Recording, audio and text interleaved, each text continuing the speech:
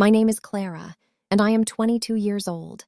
I live with my mother in a small house near the edge of town. My father died when I was 12 years old. Since that day, my mother became both my mother and my father. She worked hard every single day to raise me. But when I was younger, I did not understand her pain. I was proud, I was foolish. I laughed at her simple clothes and her quiet way of speaking. I called her old-fashioned and boring. I thought she was weak because she never argued and never fought back when people were rude. I did not see her strength. I only saw her silence. Every morning she woke up before the sun. She worked as a cleaner in a large school. When she came home, her hands were dry and cracked. Her feet were swollen. Her body was always tired. But when she saw me, she smiled. She asked about my day. She cooked dinner. She washed my clothes and made sure everything was ready for college.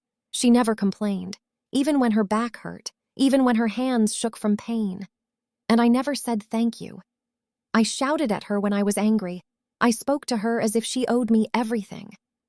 One afternoon, I came home from college crying. Some girls had laughed at me. They said my clothes looked cheap. I tried to be strong, but their words stayed in my head. When I saw my mother cooking rice again, my anger exploded. She smiled and said softly, "Food is ready." I shouted at her. I asked why we always ate the same food, why she never bought nice clothes, why she couldn't be like other mothers who looked elegant and spoke English fluently. Her face changed. Her smile disappeared. She turned back to the stove and continued cooking in silence. I saw her shoulders shaking, but I ignored it. I went to my room and closed the door. That night, I heard her crying quietly. She tried to hide it by covering her face with a pillow. I told myself she was just being dramatic. The next morning, she still woke me gently. She made breakfast as if nothing had happened. Her calmness made me feel uncomfortable, but I didn't say sorry. I was too proud. Days turned into weeks. I continued treating her badly. She became weaker, but I didn't notice. She walked more slowly. Her voice became softer. Her hands trembled when she lifted a cup. I thought she was just tired from work. Then one cold morning, everything changed. I woke up late for college and started shouting because my uniform wasn't ironed. I called her name. She didn't answer. She was sitting on a chair near the kitchen, holding her head. When I touched her arm, it was cold. My heart started racing. I screamed for help. The neighbors came running. An ambulance took her to the hospital. I sat there shaking. I had never been so afraid. The doctor told me she collapsed from weakness and stress. She hadn't been eating properly. She had been working too hard for too long. His words crushed me. I remembered every time she said she was tired. Every time I ignored her. When I saw her in the hospital bed, I couldn't stop crying. She looked thin and pale.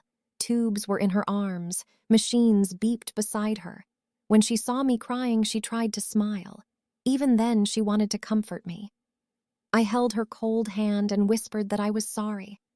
For the first time in my life, I understood what I had done. I had hurt the only person who loved me without conditions. When she opened her eyes, she touched my face and whispered, "A mother always forgives." I broke down completely. After she came home from the hospital, everything changed. The house was the same, but my heart was different. I woke up early to cook and clean.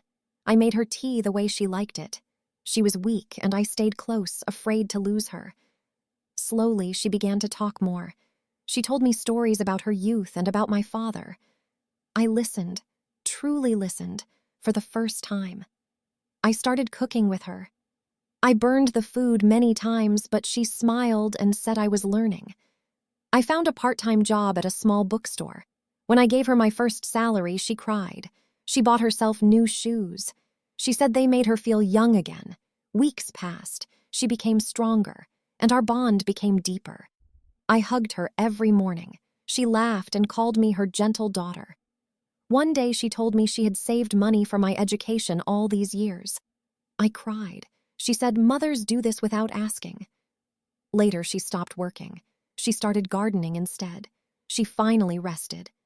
When I looked at her hands, rough and scarred, I felt pride. Not shame. Those hands built my life. Now, when she calls my name, I answer with love. When she smiles, my heart feels full. I once thought my mother was weak. Now I know the truth. She is the strongest person I will ever know. If you still have your mother, don't wait. Tell her you love her today. Sit beside her. Listen to her stories. Because one day her chair may be empty, and you will wish for one more chance. As for me, I tell my mother every day. And when she smiles and calls me her gentle daughter, I answer softly, "That angry girl is gone.